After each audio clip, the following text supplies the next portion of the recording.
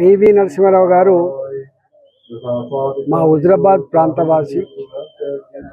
అంచెలంచెలుగా దేశ ప్రధానమంత్రిగా ఎదిగినటువంటి మహనీయుడు. వారి 104వ జయంతి ఉత్సవాలని ఈరోజు తెలంగాణ వ్యాప్తంగా ఘనంగా గొప్పగా జరుపుకుంటా ఉన్నాం. వారి పార్లమెంట్ పరిధిలో మా గ్రామం వస్తుంది కాబట్టి, మా ప్రాంత వాసి కాబట్టి వారి గురించి కథలుగా చెప్పుకునేవాళ్ళు. తెలంగాణ సాయుధ రైతాంగ పోరాటంలో దళములో పనిచేసినటువంటి ఉద్యమకారుడిగా వారు ఈ రాష్ట్రానికి ముఖ్యమంత్రిగా అయినప్పుడు ఈ రాష్ట్రంలో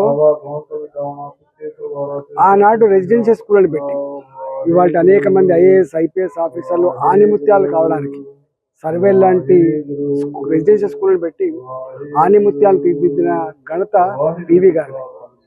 పివి గారు కేంద్రంలో వారి హెచ్ఆర్డి మినిస్టర్ అయిన తర్వాత ఇవాళ ఏ నవోదయ విద్యాలయాలు అయితే కొన్ని లక్షల మంది విద్యార్థులకి ఆనిముత్యాలకు తీర్చిదిద్దుతారో ఆ ఆలోచన పివి నరసింహారావు గారిది.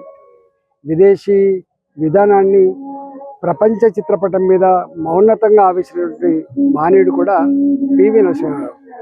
వారు దేశ ప్రధానమంత్రిగా ఉన్నప్పుడు ఎన్ని ఆర్థికపరమైనటువంటి కష్టాలు ఉండేనో, మొత్తం ఈ దేశం ఏమైపోద్దని చెప్పి ఆందోళన పడుతున్న సందర్భంలో మొట్టమొదటిసారిగా లిబరలైజేషన్ గ్లోబలైజేషన్ తీసుకొచ్చి భారత ఆర్థిక వ్యవస్థను గాడిలో పెట్టడమే కాకుండా ప్రపంచంలో భారత ఆర్థిక వ్యవస్థ ఎదగడానికి దోహదపడ్డ నేత పివి నరసింహారావు.